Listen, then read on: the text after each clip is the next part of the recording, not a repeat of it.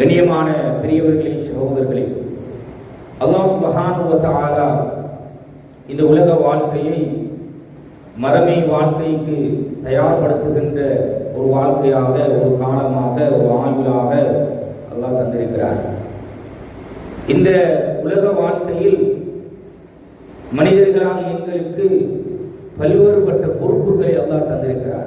ரசூலுல்லாஹி ஸல்லல்லாஹு அலைஹி வஸல்லம் அவர்கள் பொதுப்படையாக சொன்னார்கள், குல்லுக்கும் ராயின் வ குல்லுக்கும் மஸ்ஊலூன் அன் ரஅய்யத்தி. ஒவ்வொரு மனிதனும் பொறுப்புதாரிகள், அவர்களுடைய பொறுப்புகள் தொடர்பாக மறுமையிலே விசாரிக்கப்படுவார்கள். இந்த பொறுப்புகளை உலமாக்கள் 4 வகையாக பிரிக்கிறார்கள். முதலாவது வகைதான் தனி மனித பொறுப்புகள்.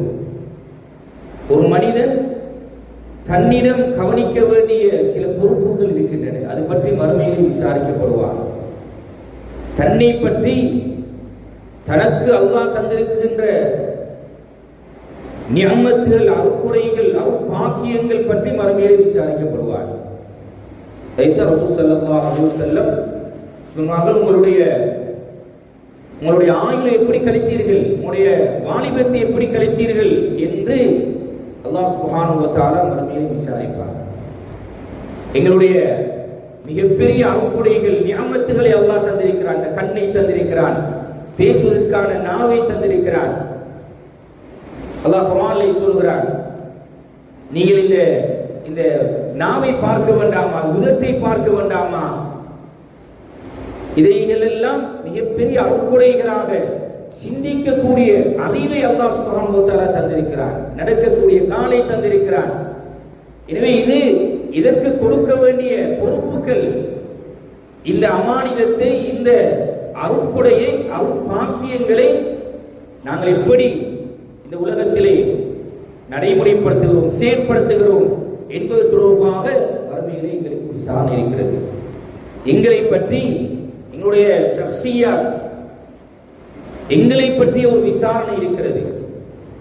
கண்ணியமான பெரியவர்களே, சகோதரர்களே, ரசூலுல்லாஹி ஸல்லல்லாஹு அலைஹி வஸல்லம் சொல்கிறார்கள், எங்களுடைய தொழுகையை பற்றி விசாரணை இருக்கிறது.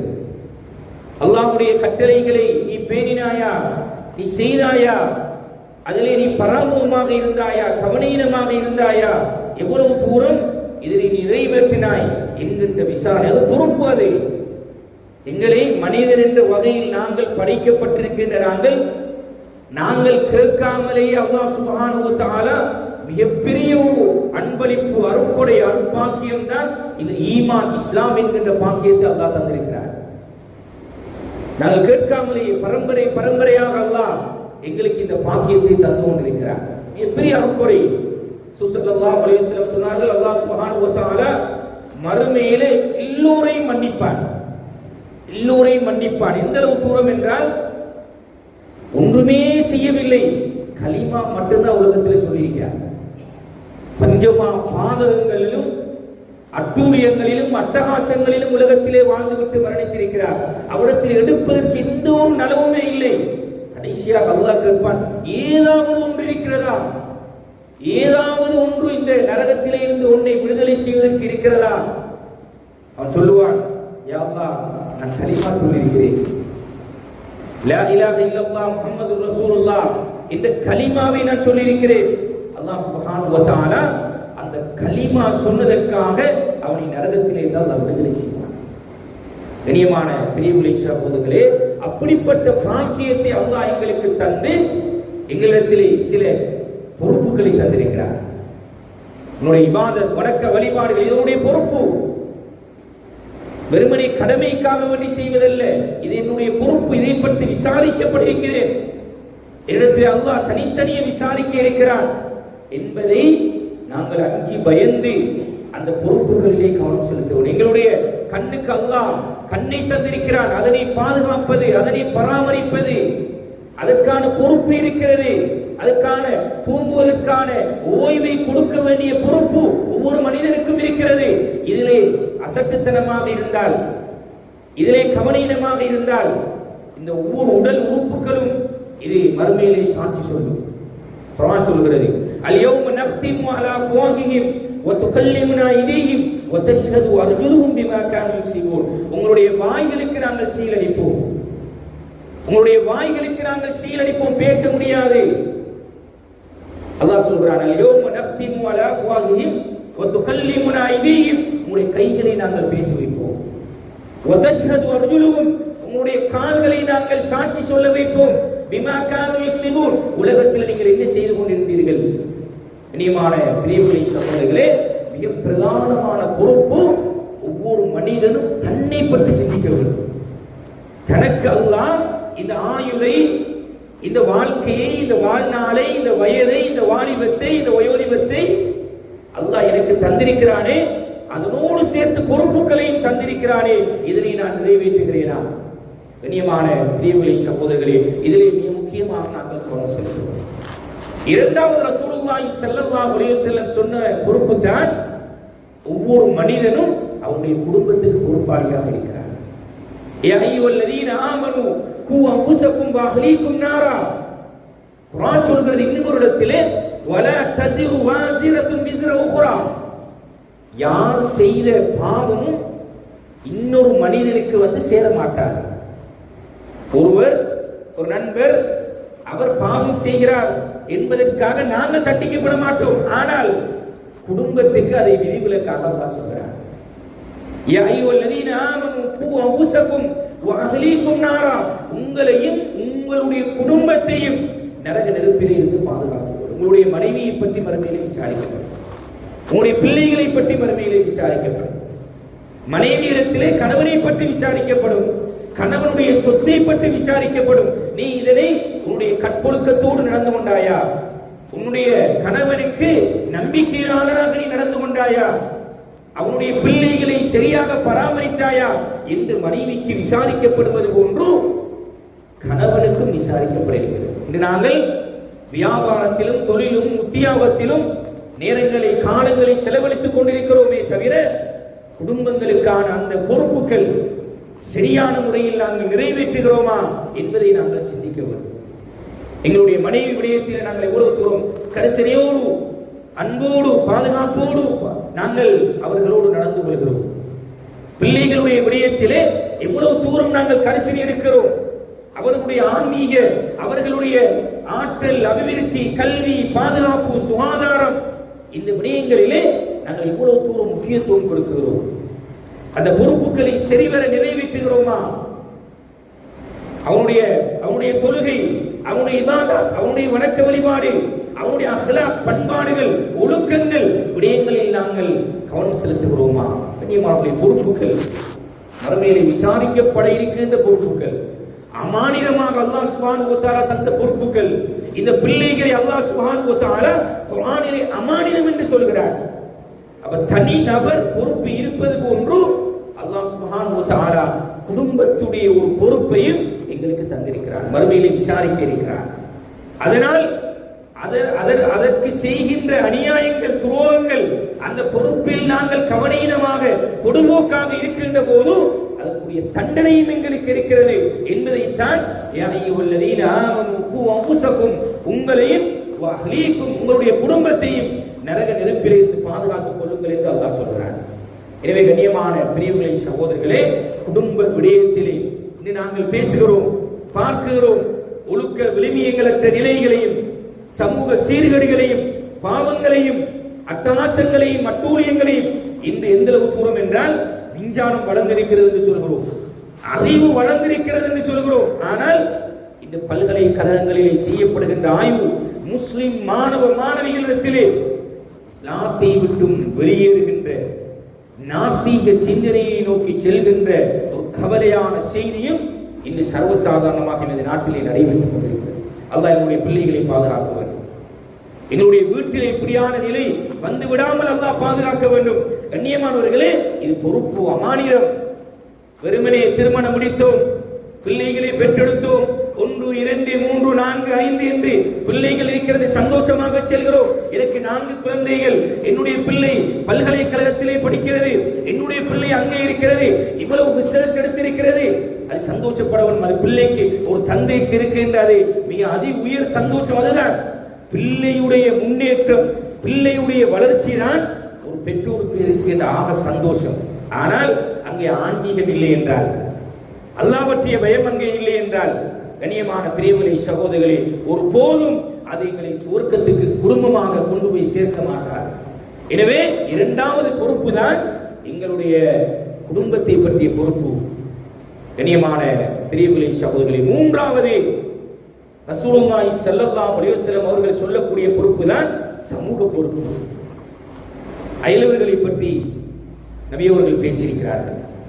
அயலவர்கள் சமூகம் என்று வரும்போது அங்கே எங்களுக்கு பொறுப்பு இருக்கிறது. நானும் என்னுடைய பாடும், நானும் எனது குடும்பமும், நானும் எனது வீடும் இல்லை.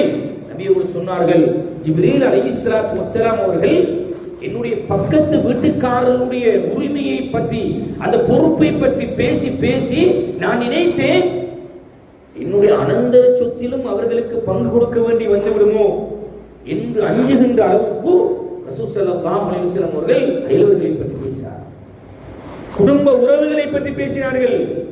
சுப்ஹானல்லாஹ், இது பொறுப்பு சகோதரர்களே. அல்லாஹ் இந்த உலக வாழ்க்கையில் எங்களுக்கு தந்திருக்கின்ற பொறுப்புகள். இது ஏனோ தானோ என்று விரும்பினால் செய்யலாம், விரும்பினால் விடலாம், அப்படி சொன்னவைகள் அல்ல. இந்த மூன்றும் சொல்லப்பட்ட மூன்றும் இது அல்லாஹ் எங்களுக்கு தந்திருக்கின்ற அமானிதமான பொறுப்புகள். யதீம்களை பற்றி அல்லாஹ் சொல்கிறார், அரைத்தல்லதி யுகதிபு பித்தீன் ஃபதாலிகல்லதி யதுல் யதீம் ஃபதாலிகல்லதி யதுல் யதீம்.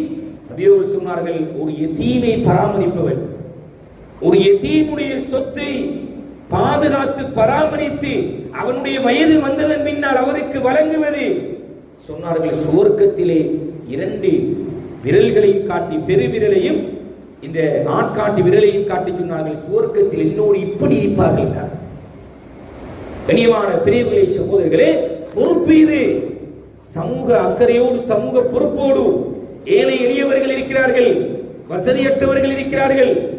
சமூகத்திலே நல்ல வசதி வாய்ப்போடு இருந்தவர் வியாபாரத்திலே லொஸ்ட் ஆகிவிட்டார், கடை பற்றி விட்டது, ஏதோ நஷ்டம் ஏற்பட்டு விட்டது, அவருக்கு கை கொடுப்பது, அவரை உயர்த்தி விடுவது ஒவ்வொருவருடைய பொறுப்பாக இருக்கிறது. இதனாலதான் மிகப்பெரிய ஒரு கடமையாக அல்லாஹ் சுப்ஹானஹு வ தஆலா ஜகாத் என்கின்ற ஒரு கடமையை இஸ்லாத்தினுடைய 50 கடமைகளில் ஒன்றாக அல்லாஹ் ஆக்கியிருக்கிறார்.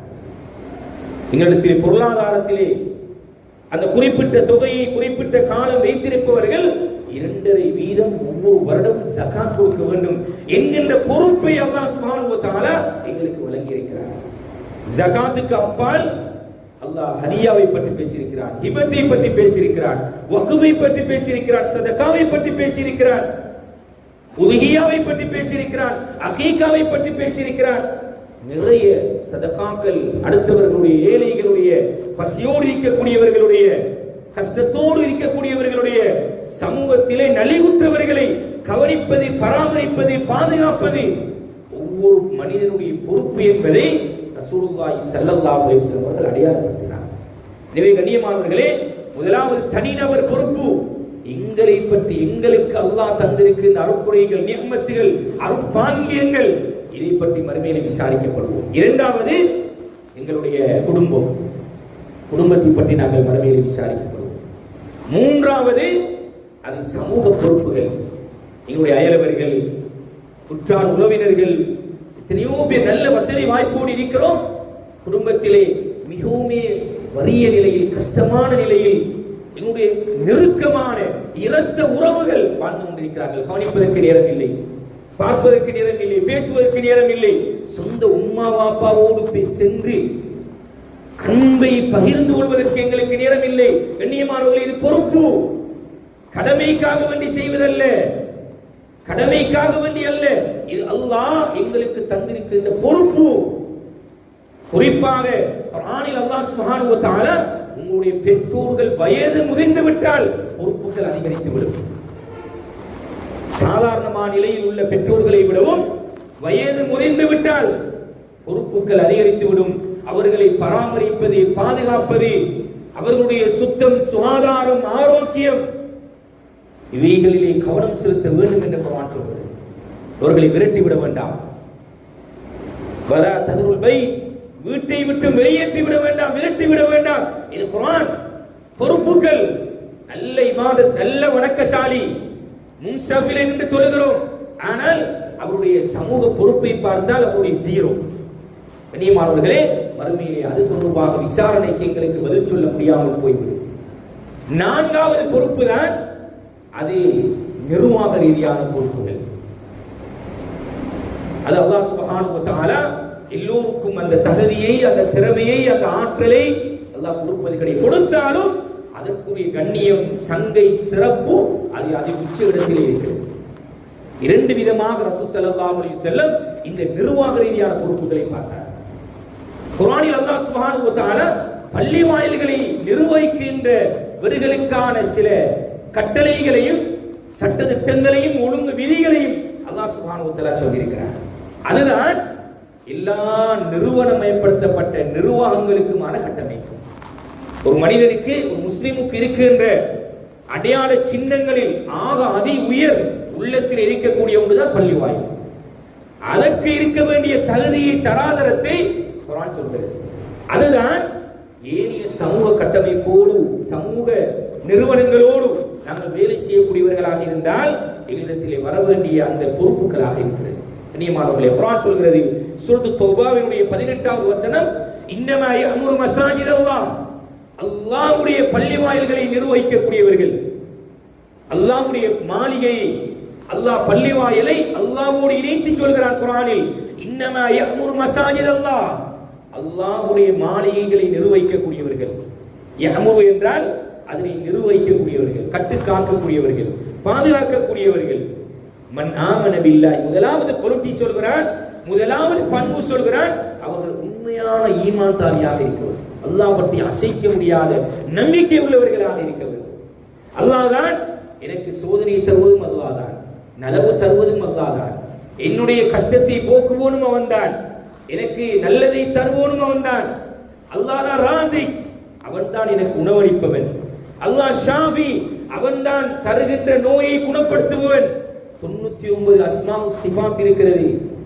அல்லாஹ் பற்றிய ஈமான், அல்லாஹ் பற்றிய நம்பிக்கை அசைக்க முடியாத ஒருவராக இருக்க வேண்டும். ஆட்டம் காணக்கூடிய ஒருவராக இருந்திடக்கூடாது. ஒரு நோய் வந்து விட்டால், ஒரு பிரச்சனை வந்து விட்டால், ஒரு கஷ்டம் வந்து விட்டால், எனக்குத்தான வர வேண்டும் இந்த கஷ்டம், எனக்குத்தான இந்த சோதனை வர வேண்டும். கண்ணியமான இப்படிப்பட்ட இஸ்லாத்தை விட்டும் வெளியேற்றுகின்ற வார்த்தைகள் அவருடைய நாவிலே வந்துவிடக் கூடாது. மிக கவனமாக அல்லாஹ் பற்றிய நம்பிக்கையில் அசைக்க முடியாதவராக இருக்க வேண்டும். அதை தான் முதலாவது கொள்கையாக அல்லாஹ் சுப்ஹானஹு வ தஆலா சொல்றார்.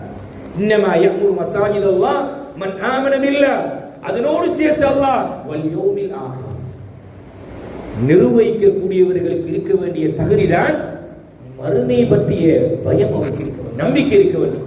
மறுமையிலே நான் விசாரிக்கப்படுவேனே, அல்லாஹ் தந்த இந்த பொறுப்பு அமானிதம், இதை பற்றி எனக்கு மறுமையிலே கேள்வி இருக்கிறது, நீ பொறுப்பை எடுத்தாயே, செய்வேன் என்று முன்வந்தாயே, இதனை நீ நிறைவேற்றினாயா, அதிலே நான் அசம்பந்த போக்கூடி இருந்தேனா என்ற கேள்வி இருக்கிறது.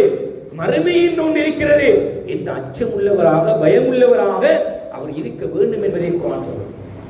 வஅகாமஸ் ஸலாத், ஒரு பள்ளி வாயிலை நிர்வகிக்கக்கூடியவர் அவருக்கு தொழுகையாளியாக இருக்க வேண்டும்.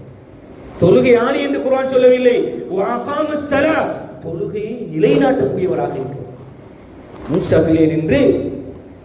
முன்சபிலே நின்று கவனிக்கக்கூடியவராக, என்னுடைய மஹல்லாவை, என்னுடைய பள்ளியை சார்ந்தவர்கள் எல்லாம் பள்ளிக்கு வருகிறார்களா, தொழுகிறார்களா என்ற அவதானிப்போடு செயல்படக்கூடியவராக இருக்க வேண்டும். ஃபர்தான இந்த வசனத்துக்கு கீழே இமாம் நவவி ரஹிமஹுல்லாஹ் எழுதுகிறார்கள், இந்த பொறுப்பிலே உள்ளவர்கள் வெறுமனே ஃபர்து தொழுகை மட்டுமல்ல, தஹஜ்ஜத் தொழுகையில் பேணுதலாக இருக்க வேண்டும். அல்லாஹ்விடத்தில் எழுந்து, யா அல்லாஹ், மிகப்பெரிய ஒரு பொறுப்பு எனக்கு தந்திருக்கிறாய், இந்த பள்ளி வாயிலை நிர்வகிக்க, உன்னுடைய வீடு, உன்னுடைய மாளிகையை நிர்வகிக்கக்கூடிய பொறுப்பு எனக்கு தந்திருக்கிறாய், என்னை சரிவர நீ நிறைவேற்றி விடு, அதில் கவனம் எனக்கு ஏற்படுத்திடாதே. கண்ணியமான பிரிவுகளை சகோதரர்களை, அழ வேண்டும். அளவு தஹஜ்ஜத்தில் அழக்கூடியவர்கள் பள்ளி வாயிலுடைய நிர்வாகிகளாக, அதற்கு தெரிவு செய்யக்கூடியவர்கள் இருக்கிறார்கள், படிப்பாளர்கள் இருக்கிறார்கள் என்று குர்ஆன் சொல்கிறது.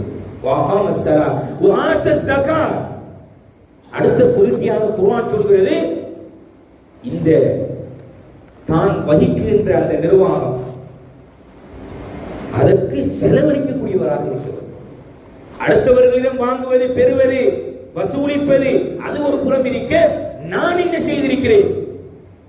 நான் முதலாவது ஒரு திட்டத்தை, ஒரு ப்ரொபோசலை கொண்டு வந்தால் முதலாவது நான் எவ்வளவு போட்டிருக்கிறேன், ஜகாத்தை சரிவர நிறைவேற்றக்கூடிய அந்த பண்பு, அந்த குவாலிட்டி அவற்றை இருக்க வேண்டும் என்று குர்ஆன் சொல்கிறது. கண்ணியமான பிரிவுகளை சகோதரர்கள், இறுதியாக சொல்கிறது, வலம் யக்ஷ இல்லல்லாஹ், வலம் யக்ஷ இல்லல்லாஹ், என்ன நடந்தாலும் அல்லாஹ்வை முன்னிறுத்தி தான் அவர் தீர்ப்பு வழங்குவார். யாருக்கும் பயப்பட மாட்டார். கண்ணியமான பிரிவுகளை சகோதரர்களே, வலம் யக்ஷ இல்லல்லாஹ், அல்லாஹ்வை தவிர வேறு யாருக்கும் அவர் பயப்பட மாட்டார். நீதி நியாயம் என்று வரும்போது யார் பக்கம் சாய்ந்து விட மாட்டார். குர்ஆன் சொல்லக்கூடிய குவாலிட்டி இது. கண்ணியமான பிரிவுகளை சகோதரர்கள், இப்படி இருந்தால் ஃபஅஸா உலாயிக அய்யகூனு மினல் முத்தகீன், குர்ஆன் முடிக்கிறது. அவர்தான் நேர்வழி பெற்றவராக இருப்பார். அல்லாஹ்வுடைய உதவி அவருக்கு வரும். நீங்க நினைக்க வேண்டாம், என்னுடைய திறமை, ஆற்றல், என்னுடைய சக்தி, என்னுடைய பொருளாதாரம், என்னிடம் இருக்கிற வசதி வாய்ப்புக்கு என்னால் இதனை நிர்வகிக்க முடியும். 2 வருஷம் அல்ல, 3 வருஷம் அல்ல, என்னுடைய ஆயுளுக்கும் இந்த நிர்வாகத்தை கட்டி காக்கின்ற, பராமரிக்கின்ற திறமையும், ஆற்றலும், பணமும், வசதியும் என்னிடத்தில் இருக்கின்றது என்றால் அவர் அப்படி ஜீரோவாகி விடுவார். ஒரு ஜீரோவாகி விடுவார். காரணம், குர்ஆன் சொல்கிறது, இந்த குவாலிட்டிஸ் இருந்தால் தான் ஃபஅஸா உலாயிக அய்யகூனு மினல் முஹ்ததீன், அவருக்கு தான் நாங்கள் நேரான வழியை காட்டுவோம். ரசூலுல்லாஹி ஸல்லல்லாஹு அலைஹி வஸல்லம் சில ஹதீஸ்களை சொன்னார்கள். சஹாபாக்கள் பொறுப்புகளுக்கு வருவதற்கு தயங்குகிறார்கள். என்னால் இயலாது, முடியாது. காரணம், நபி அவர்கள் சொன்ன வார்த்தைகள், பயப்பட்டார்கள். ஆனால் துரதிர்ஷ்டவசம் இன்று சண்டையும் சச்சரவும் பிரச்சனையும் பாதுகாப்பு தரப்பினரை அழைத்து நிர்வாகத்தை தெரிவு செய்கின்ற ஒரு துரதிர்ஷ்டவசமான நிலை எமது சமூகத்தில் உருவாகி இருக்கிறது. கொலை நடைபெற்றிருக்கிறது நாட்டில். சுப்ஹானல்லாஹ், அல்லாஹ் பாதுகாக்க வேண்டும். சஹாபாக்கள் பயந்தார்கள், எனக்கு வேண்டாம், எனக்கு வேண்டாம். ஏனென்றால் நபி அவர்கள் சொன்னார்கள், மனிஸ்தர்ஆ, யாருக்கு யார் ஒருவர் ஒரு பொறுப்பை எடுத்து அந்த பொறுப்பை அவர் சரிவர நிறைவேற்றவில்லை என்றால் சொன்னார்கள், ஃபலம் யஜிதுஹு ராயிஹத்தல் ஜன்னah, ஃபலம் யஜிதுஹு ராயிஹத்தல் ஜன்னah, சுவர்க்கத்துடைய வாடையை கூட அவர் நுகர மாட்டார். சுவர்க்கத்துடைய வாடை இல்லாத கஷ்டப்பட்டு உலகத்தில் நாங்கள் செய்த நன்மைகள், இபாதத்துகள், வணக்க வழிபாடுகள் ஒரு புறம் இருக்க, எடுத்த பொறுப்பை சரியாக நிறைவேற்றவில்லை என்றால் அல்லாஹ் தந்த அமானிதத்தை பேருக்கும் புகழுக்கும் ஆசைக்கும் பட்டத்துக்கும் சமூக அந்தஸ்துக்கும் என்று ஒருவர் இஹ்லாஸ் இல்லாத நிலையில் அந்த பொறுப்பை எடுத்து இல்லை எனக்குத்தான் தர வேண்டும் என்று பறித்தெடுத்து அதனை செய்கின்ற போது அதனை சரிவர அல்லாஹ் சுப்ஹானஹு வ தஆலாவிடம் நிறைவேற்றவில்லை என்றால் இன்னும் ஒரு ரிவாயத்திலே வருகிறது, ஹர்ரமல்லாஹு அலைல் ஜன்னah, ஹர்ரமல்லாஹு அலைல் ஜன்னah. சஹாபாக்கள் பயந்தார்கள், அஞ்சினார்கள். எனக்கு ஏன் இந்த தேவையில்லாத வேலை? எனக்கு அல்லாஹ் தந்திருக்கின்ற 3 பொறுப்புகள். ஒன்று என்னுடைய பொறுப்பு, குடும்பத்துடைய பொறுப்பு, சமூக பொறுப்பு. இந்த நிர்வாக கட்டமைப்பு என்பது ஒவ்வொருவருக்கும் தெரிவுக்கும் அல்லாஹ் சுப்ஹானஹு வ தஆலா வைத்திருக்கிறார். விரும்பினால் அதனுடைய நன்மை அடைந்து கொள்ளலாம். நன்மை என்ன சொன்னார்கள் ஸல்லல்லாஹு அலைஹி வஸல்லம், ஒருவர் பொறுப்பெடுக்கிறார், சரியாக நிறைவேற்றினார் என்றால் ஃபர்ஃபுக் அலைஹி, சொன்னார்கள் ஸல்லல்லாஹு அலைஹி வஸல்லம், அவருக்கு அல்லாஹ் சுப்ஹானஹு வ தஆலா அவருடைய முழுமையான ரஹ்மத்தை அவருக்கு இறக்குகிறார். அவருடைய வாழ்க்கையிலே பரக்கத்தும் ரஹ்மத்தும் அப்படியே சொரிந்து கொண்டே இருக்கும். இதற்கு நேரம் கொடுக்க கொடுக்க நேரத்தில் அல்லாஹ் பரக்கத்தை கொடுப்பார். சிலர்கள் இருக்கிறார்கள், அவர்களுக்கு வேலை இந்த சமூக வேலை தான். சமூகம் சமூகம் என்று சமூக அக்கறையோடு இருக்கக்கூடியவர்களுக்கு சொன்ன நன்மாராயம் என்ன தெரியுமா? ஃபர்ஃபுக் அலைஹி, நபியுடைய பிரார்த்தனை அது. துஆ செய்கிறார்கள், யா அல்லாஹ் இவருக்கு இரக்கம் காட்டுகிறான், உன்னுடைய ரஹ்மத்தை நீ இறக்கிறீ. கண்ணியமான பிரியவுகளை சகோதரர்களே, அல்லாஹ் சுப்ஹானஹு வ தஆலா இந்த பாக்கியம், இதோ பாக்கியம், இதனை விரும்பியவர்களுக்கு அல்லாஹ் கொடுக்கிறார். குலில்லாஹும்ம மாலிகல் முல்க் துத்தில் முல்க மன் யஷா. இந்த ஆட்சி அதிகாரம், இந்த நிர்வாகம் அல்லாஹ் விரும்பியவர்களுக்கு அல்லாஹ் கொடுக்கிறார். அவன்தான் மாலிக், அவன்தான் அரசன். இந்த உலகத்துடைய சில நிர்வாக கட்டமைப்புகளுக்கு அல்லாஹ் விரும்பியவர்களுக்கு இந்த பாக்கியத்தை கொடுக்கிறார். அதே நேரம் சிலர்கள் நபியோடத்திலே வந்து எனக்கு ஏதாவது பொறுப்பு தாருங்கள் என்று கேட்டார்கள். நபி அவர்கள் சொன்னார்கள், பொறுப்புகளை கேட்டு பெற வேண்டாம். அபூதர் கிஃபாரி ரலியல்லாஹு அன்ஹு வந்து கேட்கிறார்கள், யா ரசூலல்லாஹ் ஏதாவது பொறுப்பு தாருங்கள். சொன்னார்கள், இன்னக தைஃப். அபூதர் கிஃபாரி ரலியல்லாஹு அன்ஹு மிகப்பெரிய ஒரு ஆபித், மிகப்பெரிய ஒரு வணக்கசாலி. இபாதத்தில் அவரை அடிக்க ஆள் இல்லை. ஆனால் ஒரு நிர்வாகத்தை திறனாக செய்வதற்குரிய சில பலவீனங்கள் இடத்தில் இருந்தது. நபி அவங்க சொன்னாங்க, இன்னக தைஃபுன் வ இன்னஹ அமானா. நீங்க பலவீனமானவர், இது அமானிதம். இதனால் மறுமையிலே நீங்கள் பழிப்புக்குள்ளாகுவீர்கள். நீங்க சரியா செய்யாவிட்டால் மறுமையிலே பழிப்புக்குள்ளாக வேண்டி வரும் என்று நபி அவர்கள் எச்சரித்த ஹதீஸை நாங்கள் பார்க்கிறோம். இன்னும் ஒரு சமூகத்தை சேர்ந்த 2 பேர் வந்து கேட்கிறார்கள், யா ரசூலல்லாஹ் இது பொறுப்பு ஏதாவது இருந்தா தாங்களே. ரசூல் ஸல்லல்லாஹு அலைஹி வஸல்லம், நீங்கள் பொறுப்புகளை கேட்டு பெற்றுக்கொள்ள வேண்டாம் என்று தடை விதித்தார். எனவே கண்ணியமானவர்களே, ஆனால் எங்களுக்கு தேவைக்கூடிய திறமை இருக்கிறது, ஆற்றல் இருக்கிறது, அறிவு இருக்கிறது, அதனை வழிநடாத்தக்கூடிய அந்த தகுதி இருக்கிறது என்றால் நாங்கள் முன்வர வேண்டும். ஆனால் அல்லாஹ்வுக்காக முன்வர வேண்டும். அமானிதத் என்கின்ற மிகப்பெரிய ஒரு சுமையை நாங்கள் சுமக்கிறோம் என்கின்ற அந்த உணர்வு எங்களிடத்திலே வர வேண்டும்.